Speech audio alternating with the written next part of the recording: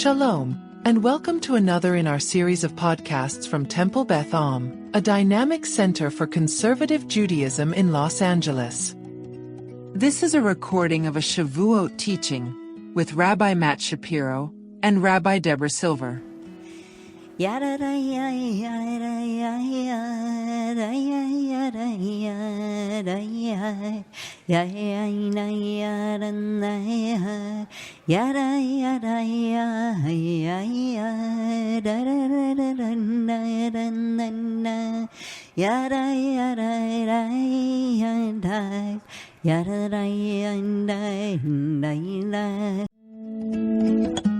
You've been listening to another in our series of podcasts from Temple Beth, a dynamic center for conservative Judaism in Los Angeles. If you enjoy these podcasts, we invite you to write a review on the Apple Podcast website or wherever you get your podcasts. For more information on Temple Beth, Los Angeles, please visit www.tbala.org.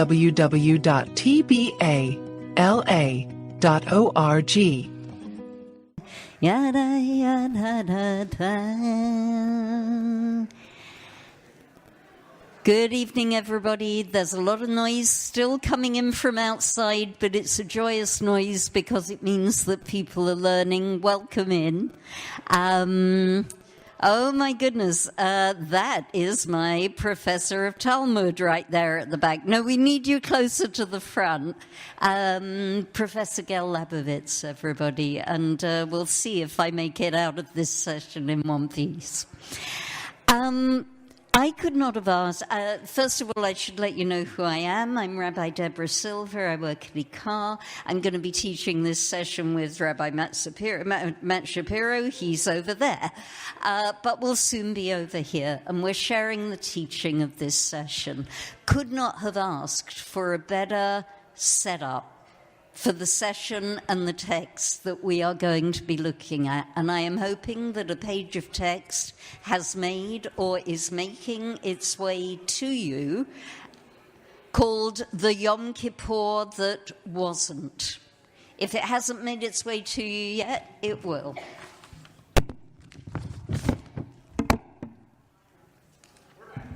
Thank you. Great. Okay. The text is on its way to you. While the text is arriving, I always like to begin a learning session with the bracha for study. There are some of us who say this every day early on in the morning, but in case we didn't say it today, it is a lovely bracha. It is the same as any bracha for a mitzvah, so like your bracha for Shabbat candles. The last three words of the bracha are different. They are la'asok b'divrei Torah. And I learned from Rabbi Dorf, who was sitting there just now, that word la'asok means to get engaged in or involved in matters of Torah, not words, matters of Torah, which of course is the whole point of tonight. It's a biggish room, so I'm not going to do this individually, but I will ask as you say the bracha, and we'll say it together, to think of whether there is anybody or anything to which you want to dedicate your learning. You can dedicate your learning to a person or to a principle, for a happy reason or a sad reason, whatever is in your heart. I believe, and I believe absolutely, that to learn together puts wisdom out into the world, and the world needs wisdom. So just take a moment and a breath to focus on where you're going to direct the energy of your learning this evening, and then we will learn.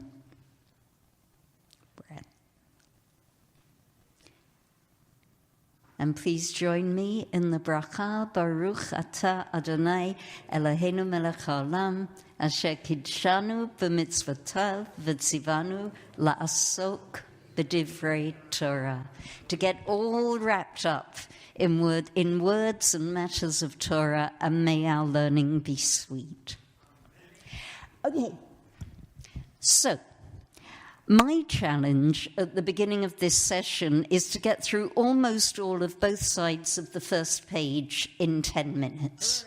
And the way that I propose to do this is to ask you to listen to me telling you the story of how this text lines up, and you will have the text either to glance down at or to read later. We are 200 years, give or take, ahead of the academies of Hillel and Shammai. We're now in the 1st century after the Common Era, and the invention of the Judaism that we still practice today is at its height. As the rabbis continue to engage with who are we and what are we going to be now that we do not have a land, we do not have a temple, how are we going to hold it together? We learned from Rabbi Dorf and Rabbi Brous just now that one of the ways that we are going to do that is we are going to argue our way towards who we are going to be. So the cast of this dispute are two people we may not know as well as the school of Hillel and the school of Shammai, but they are important people.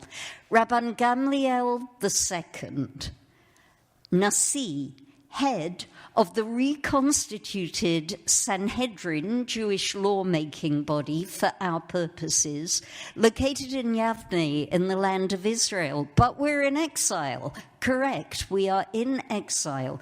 But there is a rump of rabbis. There's your collective noun for you. There's a set of the greatest teachers of that generation who are left behind, who are in the land of Israel, in Yavne, by special permission of an emperor. It's a good story. It's not the story we're telling tonight.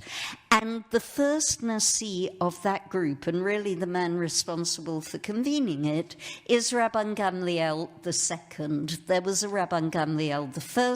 He's not in tonight's story either.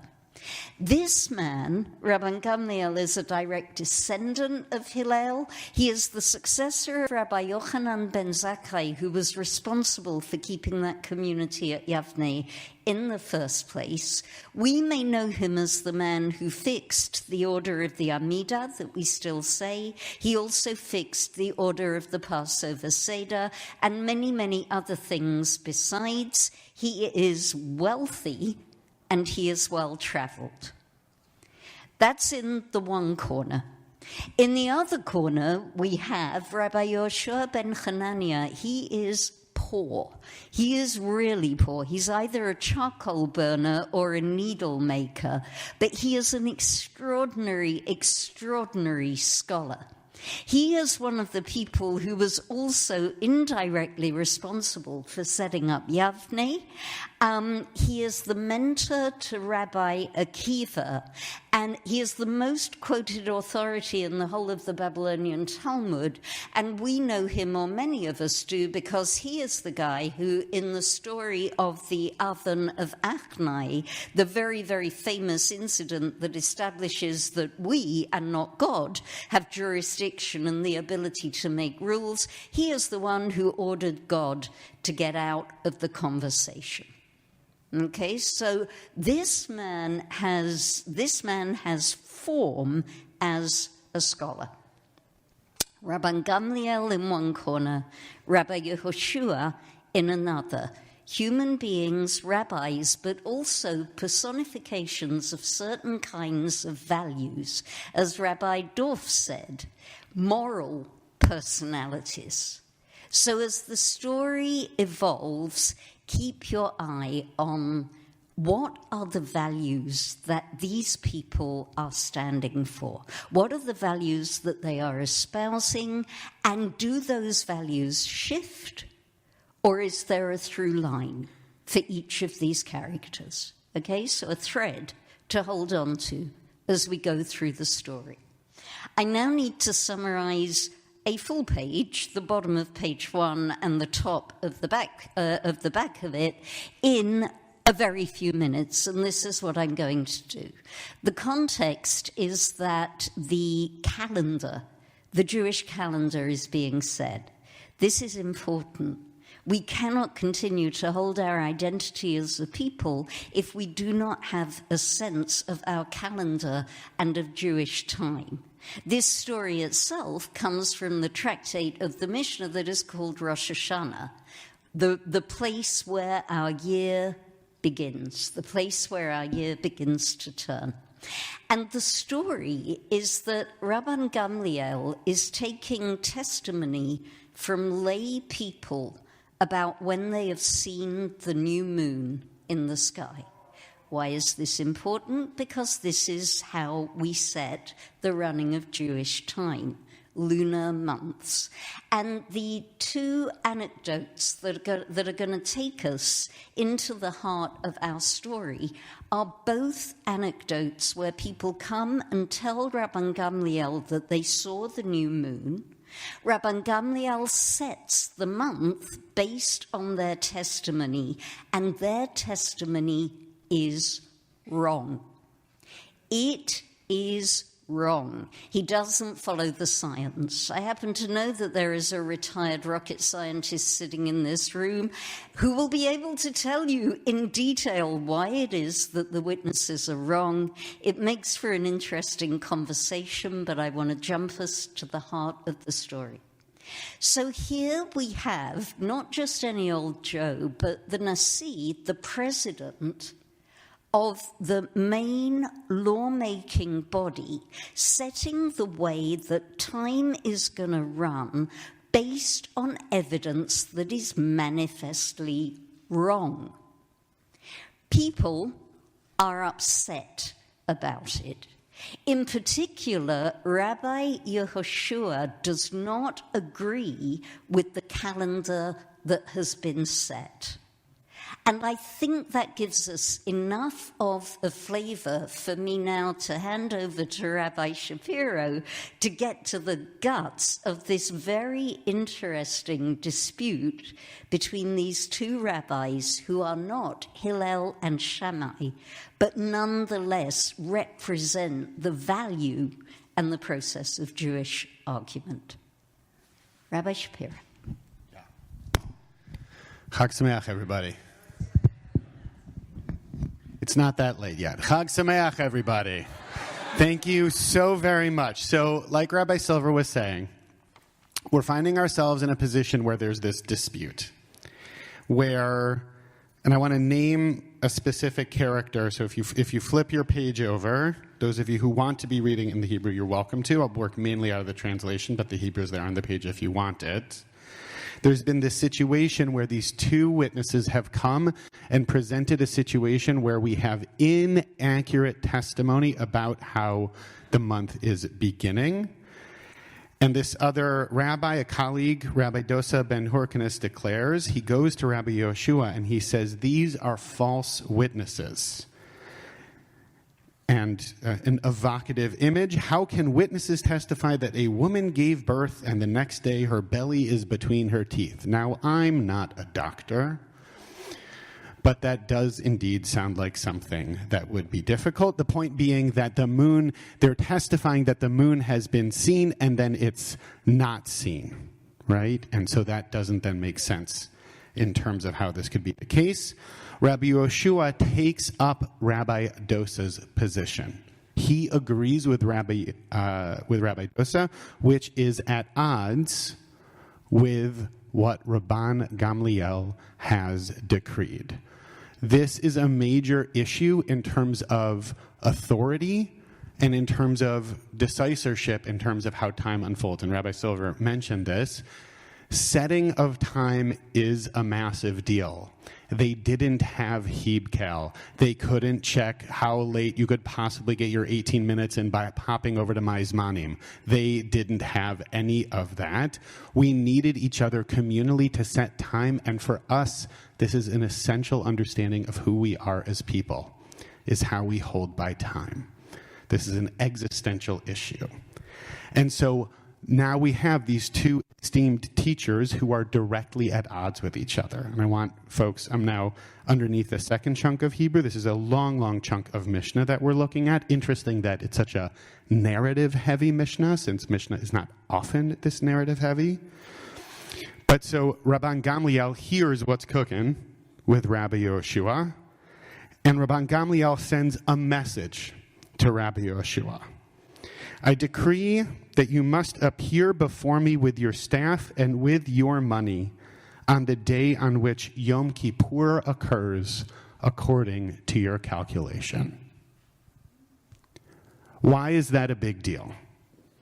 Well, who cares? He's schlepping around a staff and some shekels. What's the problem?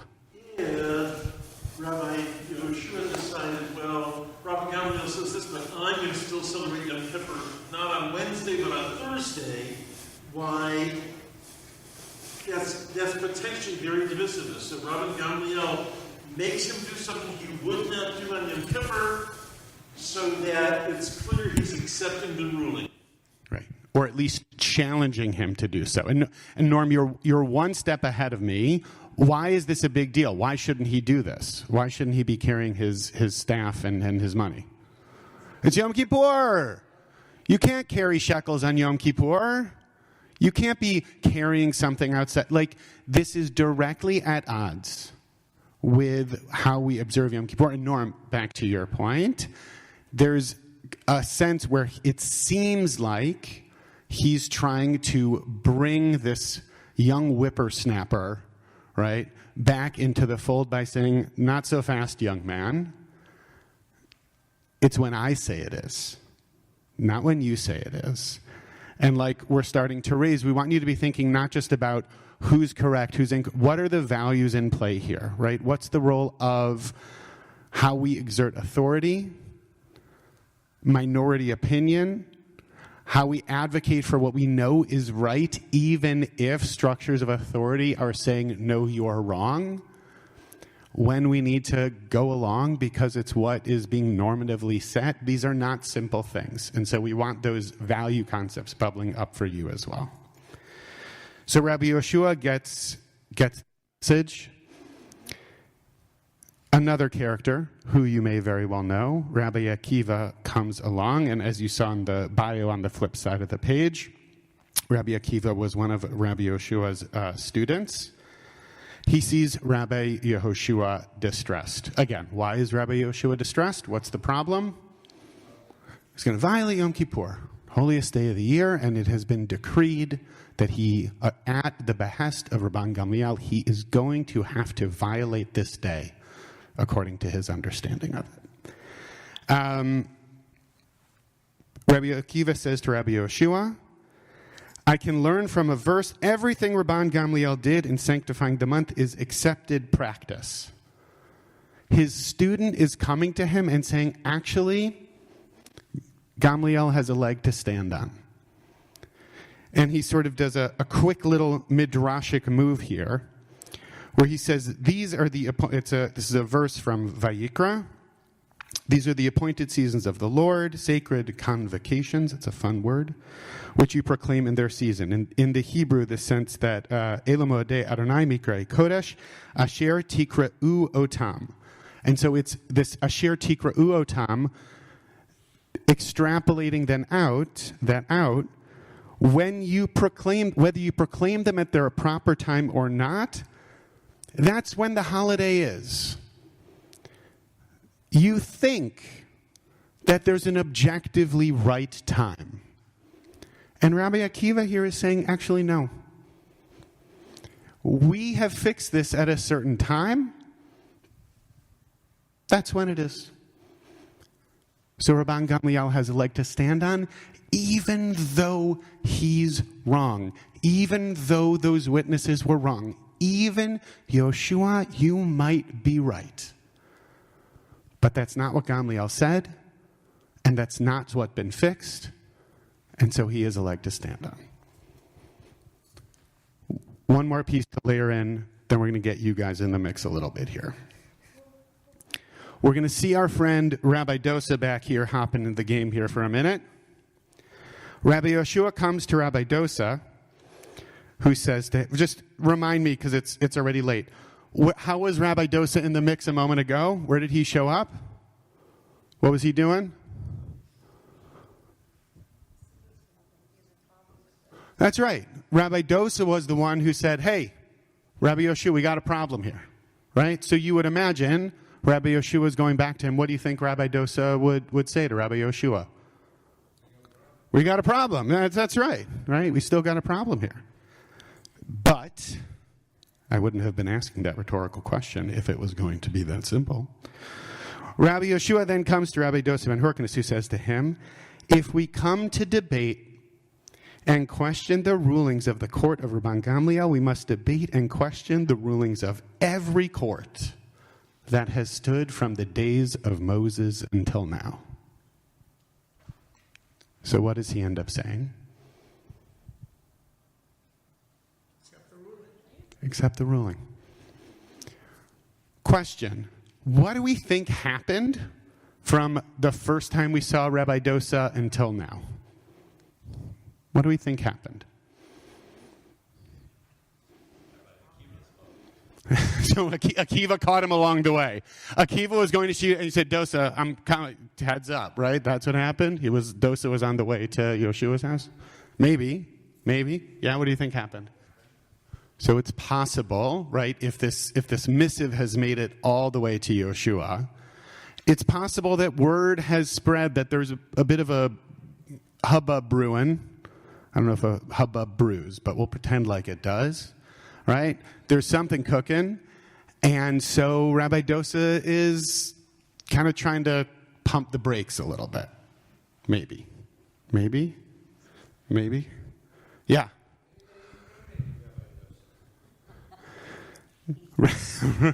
You got some lovely squash here, Rabbi Dosa. We'd hate to see anything happen to him.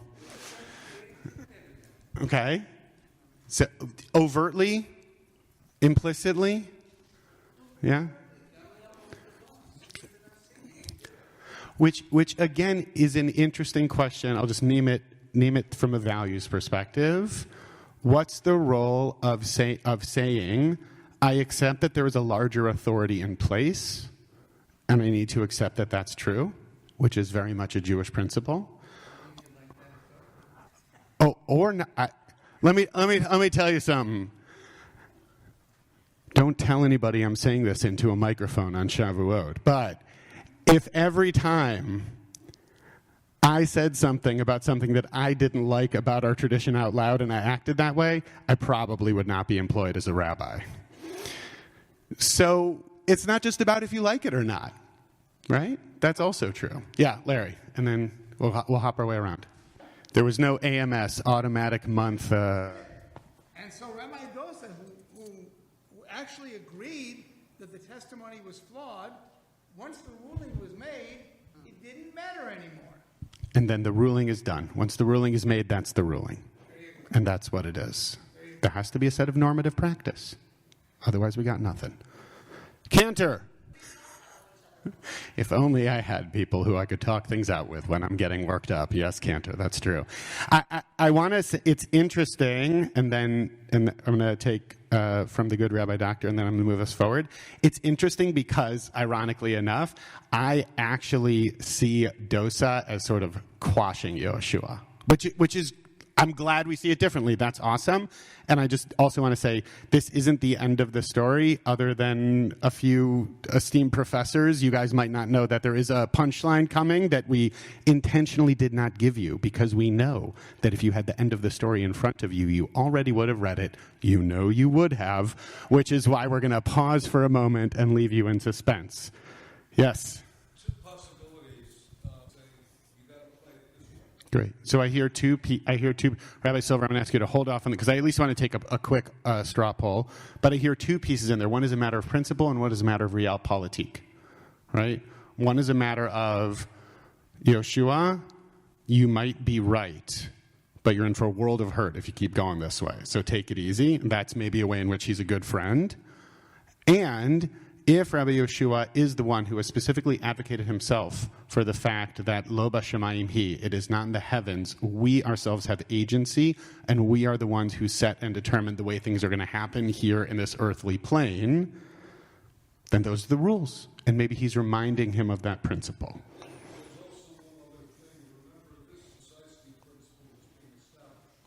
I appreciate that distinction. If you don't know, I definitely don't know, and I'm going to move us forward. I want to ask a quick straw poll. There are two choices that Rabbi Yoshua has in front of him. He can comply with Rabban Gamliel's ruling, or he can push back against it.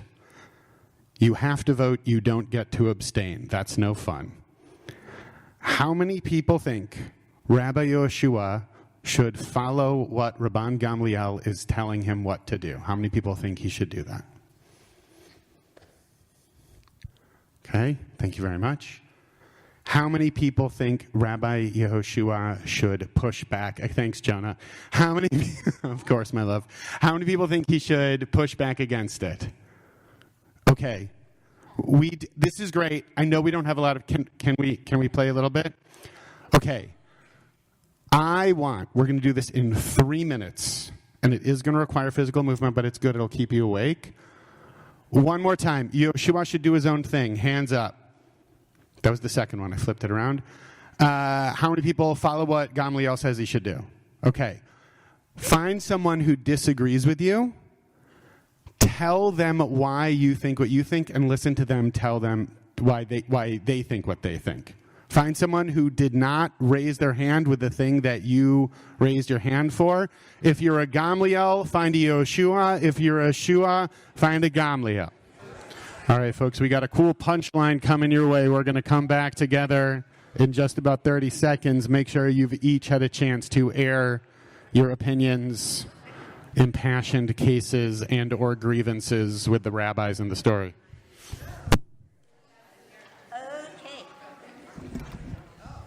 Thank you, everybody. So I am hoping that by now everybody has in their hand page 2, which begins with the punchline.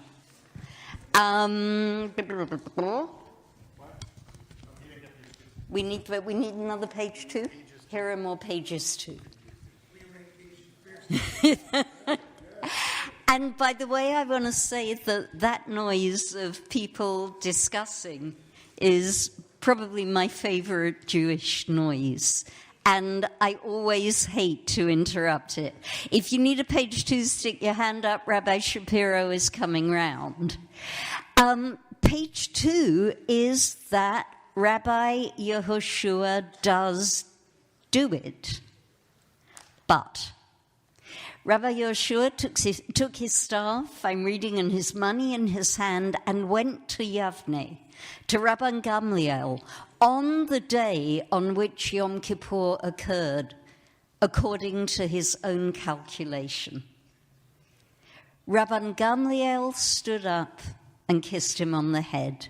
He said to him, "Come in peace, my teacher and my student. Bo b'shalom, Rabbi v'talmidi, Rabbi b'chokhmah, my teacher in wisdom, v'talmidi, shekibalta dvari, my student, because you accepted my ruling." It's a beautiful little cameo of a scene between the man who had to lay down the law and the man who, at one other point, ordered God out of the room when law was being made. I see you. I'm going to ask you to hold the thought, because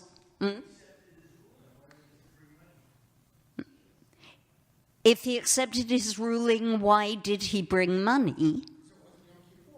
Because by bringing the money and his staff, he's already accepted the ruling. By picking up his money, and maybe it was that he was scared for his life, or maybe there's another layer, okay? Because up until now, we've been reading the story from the Mishnah, and the Mishnah is a very concentrated text. My English teacher in school would say that it's craggy, like Shakespeare is craggy. There's a lot of meaning, and it's all packed very close together. But there is a backstory in this Mishnah. If you were to imagine it as a hyperlink, that line in the Mishnah that says Rabbi Akiva went and found Rabbi Yehoshua distressed, if you were to click on that line, a window would open up to a back scene between Rabbi Akiva and Rabbi Yehoshua. And in this scene, this is the missing piece. In this scene, we have a baraita. A baraita is an outtake from the Mishnah. It's a piece of teaching that didn't make it into the final cut. It was left outside on the cutting room floor by the editor. But it is still a real story. So whenever you have a baraita, you always put it in conversation with the Mishnah that it is speaking to or about. And this is an alternative version of that interaction between Rabbi Akiva and his teacher, Rabbi Yehoshua. So let me just give you a moment to read it. Just read it quietly to yourselves. The missing piece, Babylonian Talmud, Rosh Hashanah 25a. Just let me know by giving me back your eyes when you're done reading. People read at different speeds. I want to honor them all. Anybody notice any similarity in the bit of Torah that's being quoted in this interaction? Rabbi Yehoshua is lying on his bed. He's upset. He's heartbroken. Actually, this, you should stay in bed for a year rather than do it, suggests that he was never going to take the stick and the money. What is the verse that Rabbi Akiva quotes to him? The appointed seasons verse. Have we heard that before? Didn't we hear that somewhere before this evening? Where did we hear that verse? It was before. It was in the Mishnah, right? Rabbi Akiva in the Mishnah is quoting this verse. But what's the difference? There's a difference here. What's the difference? Same verse, different interpretation. Gets us to the same place. The place that we're getting to is that it is the rabbis and not God who get to, and specifically Rabbi Gamliel, who's going to make the decision about when the year is going to begin. But what's the difference? There's a difference. There's a singular and plural going on, good, which, by the way, this whole story is, isn't it, about the tension between the individual and the collective. Good. What's the other difference? Or another difference? Okay. You're talking about it as a cyclical thing rather than a one-time thing. Yeah. Lovely. Lovely. You are all Torah scholars and you are reading deep, deep into the verse. However, it's not what I'm fishing for. I'm fishing for the interaction between the two human beings here. Gamliel makes a willful mistake, but where is the honest mistake? No, it's a willful. Yeah. You're really rooting for Rabbi Yehoshua, aren't you? Okay, I have to repeat that on the microphone for the people at home. We are really not rooting for an authoritarian putz. Do I quote you correctly? Yeah, okay. There are things about Rabban Gamliel that can make us very angry, but no. What I'm fishing for is that in the Talmud version of the story, Rabbi Akiva is saying to Rabbi Yehoshua, you yourself came up with this idea some time ago. I'm just quoting you back to yourself. You yourself came up with the idea that Rabban Gamliel is exemplifying. Yeah? This was your idea, mate. This is your wisdom, that it is human beings who fix the calendar, that it is not God who fixes the calendar, which is why the punchline of this little bit is, Akiva, you've comforted me. Rabbi Yehoshua is realizing that even though the stakes are this high, and I think what you're reacting to is that this is really, really high stakes, but this means that this is the off-ramp. This means that Rabbi Yehoshua can, in good conscience, pick up his money and pick up his stick and go and see Rabban Gamliel. This is the off-ramp that in turn is going to create not the sword in the Bet Midrash, not all of the dead students and the references to the golden calf, but the kiss on the head and come in peace, my rabbi and my teacher. This text that started out so high stakes is an example of how to argue, but really. Not butting heads, but the creating, the arguing it through until you get to an off-ramp. I want us to pause just for a second and think about how that applies to the reality in which we're living. And then I want to ask you, and I'm going to hand the mic back over to Rabbi Shapiro, why, this is from Tractate Rosh Hashanah, so why is all this happening on Yom Kippur? What do you reckon? You're up. I was taking a sip of water. I didn't realize that. Okay. Lama Davka Yom Kippur. Are you going to do Fallout? Or are you going to not? Okay, no, I'll do Fallout in a minute. But Lama Davka Yom Kippur is the setting of this story. Could have been any other day. Could have been any other calendrical anything. Why do you think? A lot is at stake on Yom Kippur, absolutely, and we get to Yom Kippur by counting from Rosh Hashanah, and I'm going to hand over to you. Oh, that's my cue. If you want, by the way, behind the scenes, this is what rabbi life is like. Rabbi life is calling the person you're teaching with 2 hours before excited about something you realized in the text from Walgreens at like 5:30. That's how cool and exciting rabbi's life is. I don't think it's a coincidence, and building on that, this idea that we don't start the calendar at Yom Kippur. What do we do on Yom Kippur? What is the hallmark of what we do on Yom Kippur? We make tshuva. And so that occurred to me as I was scribbling my little notes, as I often do before teaching. It's like, oh, what if this is a tshuva story?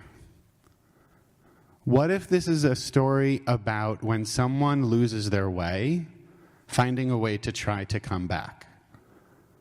To which you might ask me, well, Shapiro, which rabbi are you talking about?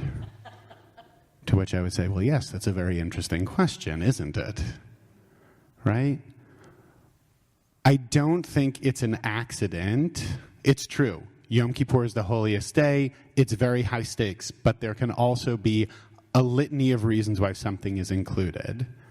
And I think if we look at it not just from the more straightforward legal components, but also in terms of what holidays are about and the meanings that they hold, and that this is a story about distance and coming close and rupture and repair, I think it's also really interesting to consider this through the lens in a story where the climactic point is two people who've been at odds finding a way to come back together, as fraught and in some ways unsatisfying as that moment might feel. So I want to leave that, and we're gonna get some fallout, and then I think we're gonna close with fallout, and you can read the postscript over the rest of your evening. So that is the end of this incident. That beautiful scene, camera pans out, lights go down, the kiss on the forehead, the quotable quote that would look very nice on a bumper sticker, and everything is great between these two until it isn't. Because their story and their disputes continue. And what you've got in the fallout piece, it's a very long piece of Talmud. It's about a Talmud page and a half, which is a lot of text. But what you've got is the next installment of Rabban Gamliel and Rabbi Yehoshua. And it's a dispute about whether you have to say the Amidah at night. Remember Rabban Gamliel's special interest in the Amidah. Why do you have to say the Amidah at night or not? And they divide on it. And Rabban Gamliel is so ticked off and so annoyed that he publicly humiliates Rabbi Yehoshua. He makes him stand in the Bet Midrash when everybody else is sitting, which in Bet Midrash etiquette is a horrible, horrible thing to do. And at that point, the audience steps in. And all of the other sages say, enough. And they depose Rabban Gamliel. It's a coup. Okay? They have just had it with the authoritarianism. They all rise up against him and they appoint Rabbi Elazar ben Azariah, whose name we know from the Passover Seder, the story of the rabbis who stayed up all night until it was time to read Shema. And we even have a little teaching from Rabbi Elazar ben Azariah after that. This poor young man is about 18 years old when he suddenly gets to be made the head of the Sanhedrin. And there's this glorious little midrash based on the phrase that we have in the Haggadah. It is, which you should look at in the Haggadah, but it's used as the anchor for saying that his hair turned white overnight. There's also a side story of he went back to his wife and said, "Darling, I'm going to be the head of the Sanhedrin." And she said, "Are you crazy?" Yeah, but that's a separate story. They depose Rabban Gamliel. They throw wide the doors of the Bet Midrash. He had a very high bar for people to come in and be able to sit there. The size of the Bet Midrash triples or quadruples. The whole system changes and becomes chaotic. And who is going to be the voice? You don't even have to read it off the paper. You tell me, who is going to be the voice who comes to all those rabbis and says, you know what? You should have Gamliel back. Who's going to make that argument? Rabbi Yehoshua. Yeah? As indeed it is. So to bring it out on the values that are underpinning the arguments that we have by which we create Torah. This is real argument. They don't mess about, these two. This is high-stakes argument. But what do we learn? What have we learned from them about how to have the argument? What are we going to take home about how to have an argument about something that really, really matters? And it's not just that one of them represents one position and one represents another. The beauty of these two is that they're constantly dancing. But what did we learn about how to argue from these two people? There's got to be forgiveness, yeah. But they really go at it. Yeah, and humiliate, yep. Humiliation and humility, lovely. What else have we learned?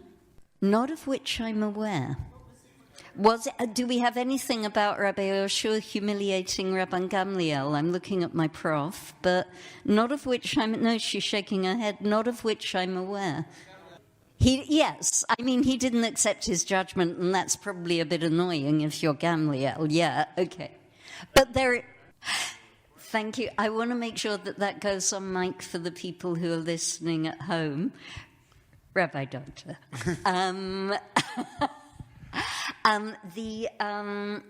We can tell by looking at the sky when it's Rosh Chodesh, and we can tell by looking at the sky whether it's Pesach or Sukkot or Purim. Come to that, although it wasn't invented. But you cannot tell Yom Kippur from the position of the moon. And by the way, the same is true of Shavuot.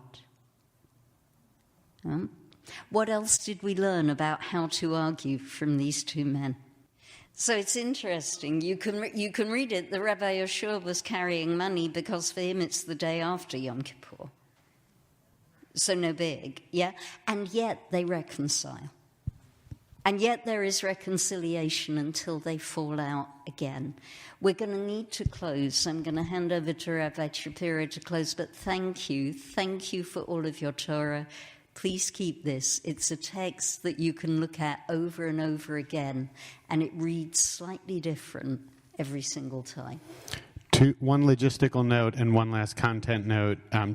Sessions are going to start again at 10:30.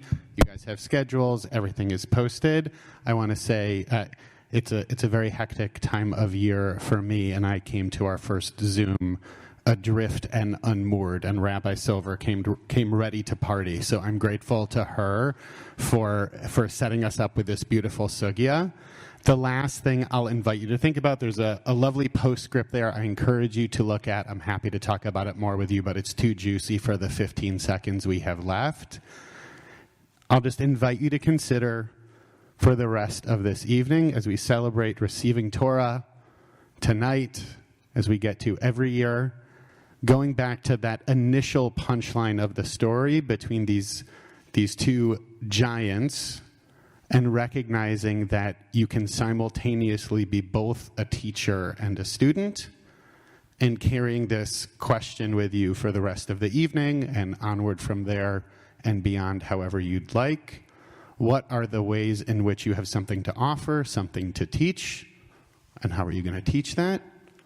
And what are the things that you are hoping to learn, looking to learn, need to learn, and where are you going to find those opportunities to continue to learn, as we will all hopefully be able to continue to do together the rest of the evening.